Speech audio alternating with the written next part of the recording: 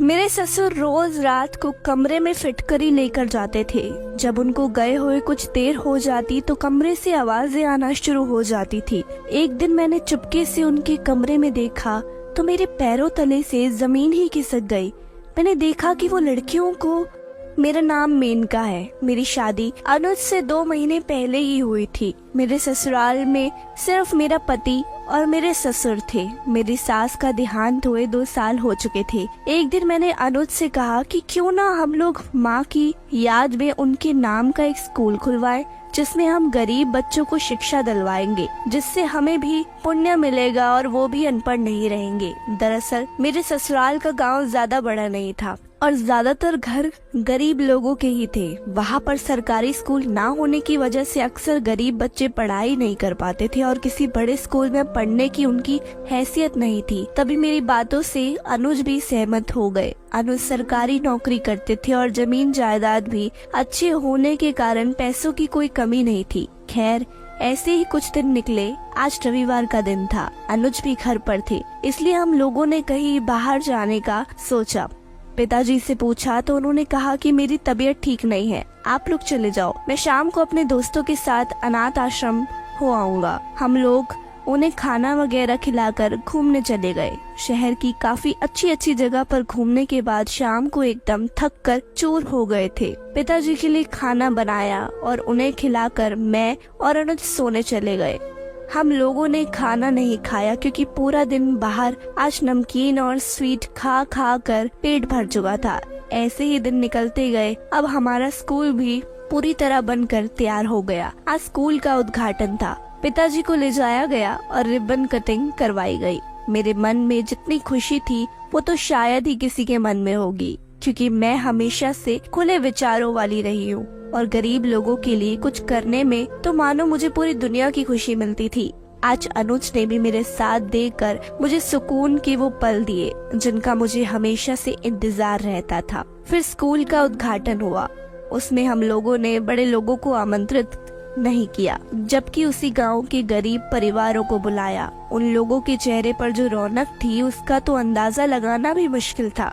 आखिर कुछ दिन बाद अध्यापकों को रखा गया और स्कूल शुरू करवा दिया गया। मैंने भी ग्रेजुएशन कर रखी थी, इसी वजह से मैंने भी स्कूल में पढ़ाना शुरू कर दिया। आखिर पूरा दिन मैं घर पर अकेली खाली बैठी रहती थी, इसी बहाने मेरा भी दिन निकल जाएगा। सुबह अनुज का खाना तैयार करके उन्हें ऑफिस भेज देती और पिताजी को खाना देकर स्कूल चली जाती और पूरा दिन उन्हीं मासूम और गरीब बच्चों को पढ़ाने में गुजार देती। एक दिन जब मैं स्कूल में पढ़ा रही थी तभी अनुज का कॉल आया और वो कहने लगी कि घर पर कुछ मेहमान आने वाले हैं, तुम जल्दी घर पर चली जाओ और उनके लिए कुछ खाने पीने की व्यवस्था कर दो। मैं जल्दी से घर गई और किचन की काम करने लग गई। तभी पिताजी आए और वो कहने लगे कि क्या हुआ बहू, तुम आज जल्दी आ गई, सब खैर खबर तो है ना?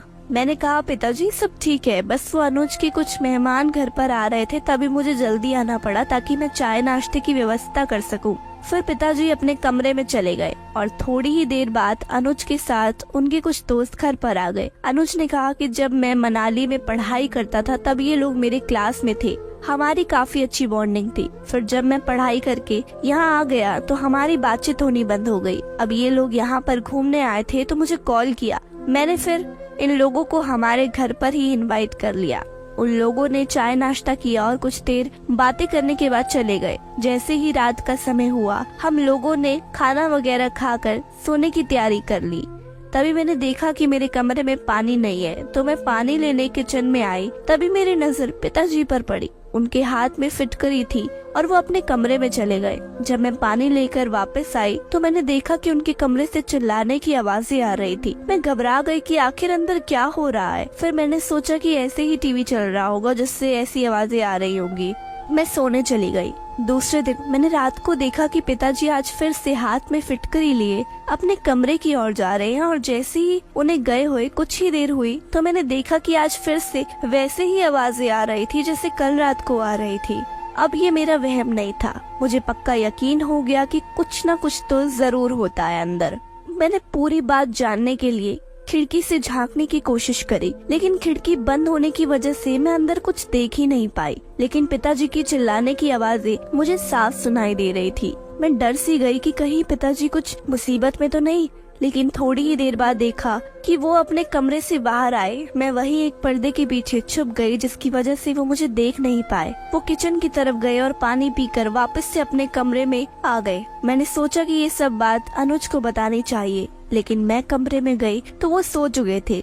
बेचारे पूरा दिन ऑफिस में इतना काम करते हैं, इसी वजह से शाम को पूरी तरह से थक जाते हैं। दूसरे दिन सुबह उठते ही मैंने अनुज को पूरी बात बताई।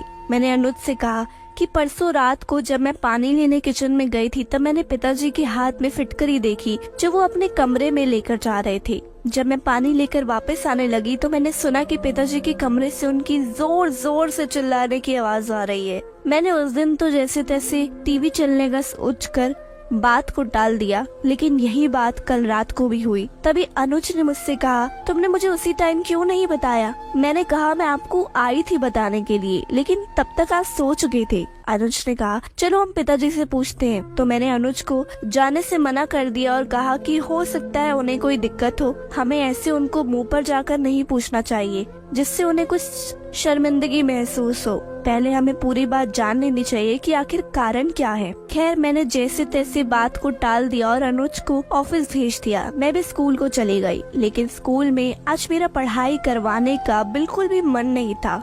मेरे दिमाग में सिर्फ यही बातें दौड़ रही थी कि आखिर पिताजी कमरे में क्या करते हैं, फिटकरी लेकर जाते हैं। इसका तो 100 कारण निकाला जा सकता है, लेकिन ये चिल्लाने की आवाजें तो मुझे बार बार कुछ अजीब ही सोचने पर मजबूर कर रही थी। खैर, मैं स्कूल से घर आई और खाना वगैरह खाकर आराम करने चली गई। तभी पिताजी वहाँ से गुजरे तो मैंने उनका पीछा किया कि आखिर वो कहाँ पर जा रहे हैं, लेकिन वो किचन में कुछ फल लाने ही गए थे। तो मैंने वो बात वहीं पर ही छोड़ दी।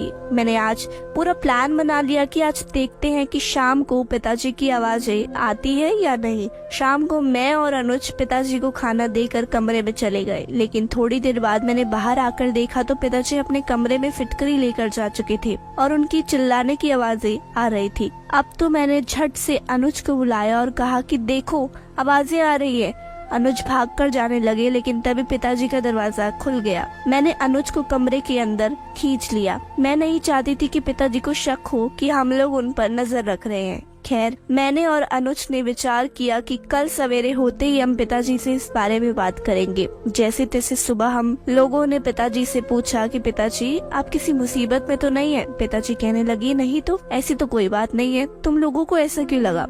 तभी अनुज कहने लगी कि आपके रोजाना रात को कमरे में जाने के बाद चिल्लाने की आवाजें आने लगती है, तो हम लोगों ने सोचा कि आपसे पूछ लें कि सब खैर तो है ना।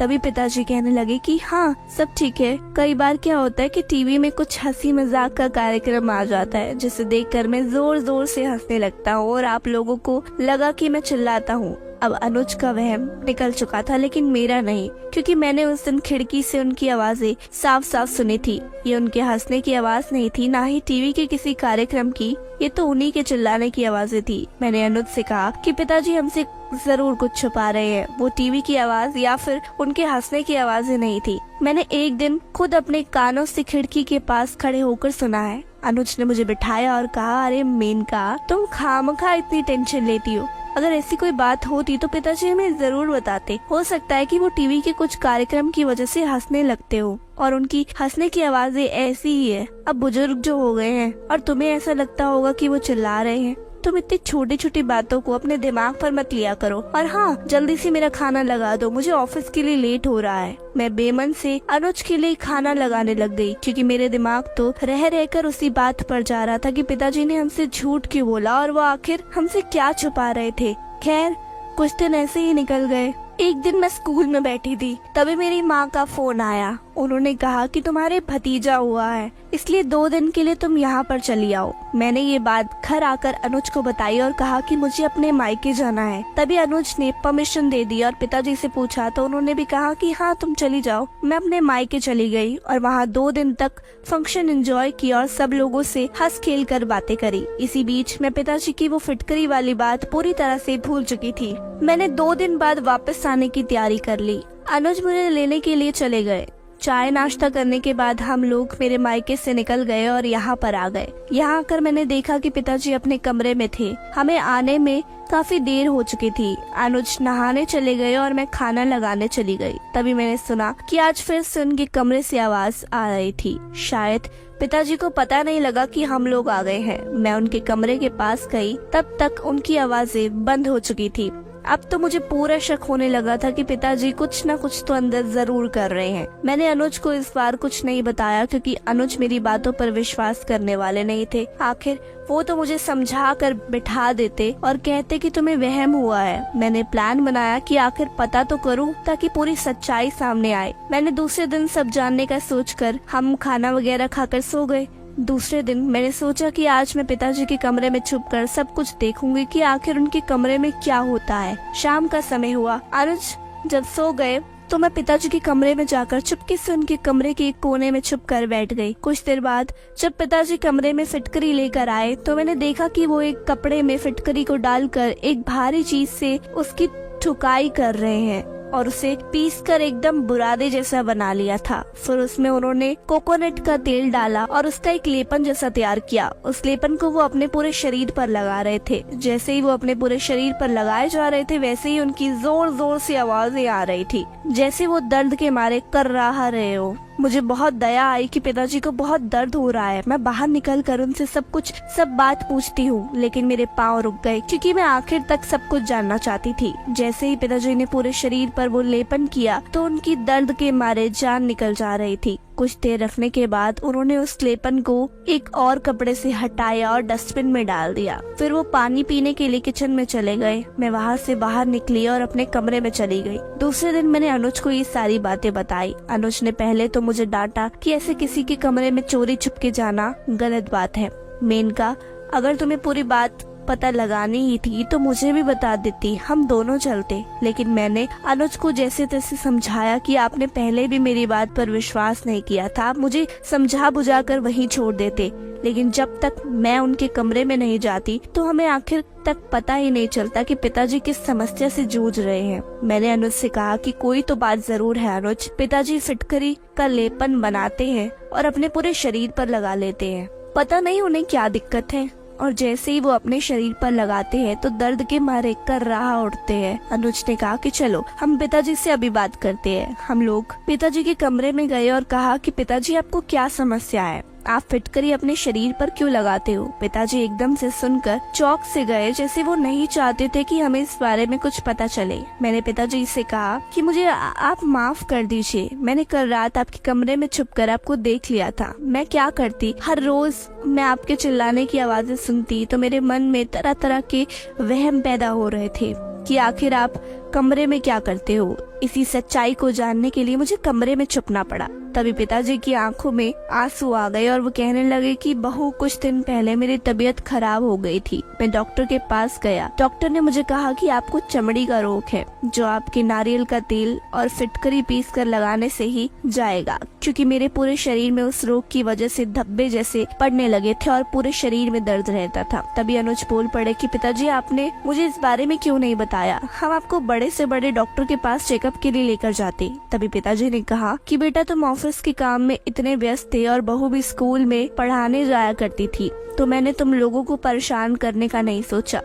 मैंने सोचा कि ऐसे ही बेवजह तुम लोग परेशान हो जाओगे, इसलिए मैं खुद ही डॉक्टर के पास चला गया और डॉक्टर ने कहा कि आप कुछ दिन तक ये लेपन करेंगे तो आपका ये चमड़ी का रोग खत्म हो जाएगा। इसी वजह से मैं अपने आप कमरे में लेपन करने लगा था कि तुम लोगों को बताकर किसी भी तरह से फिक्र में ना डालूं। तभी मैंने और अनुज ने पिताजी को गले से लगा लिया और अनुज की आंखों में भी आंसू आ चुके थे। अनुज पिताजी से कहने लगे कि आखिर एक बेटे का फर्ज होता है कि वो अपने पिता की हर एक बीमारी में उसकी सेवा करे, लेकिन पिताजी, आपने तो मुझे इस लायक ही नहीं समझा। पिताजी कहने लगे कि नहीं बेटा, तुम तो मेरे श्रवण जैसे बेटे हो, बस मैं इसलिए नहीं बताना चाहता था कि तुम परेशान न हो जाओ।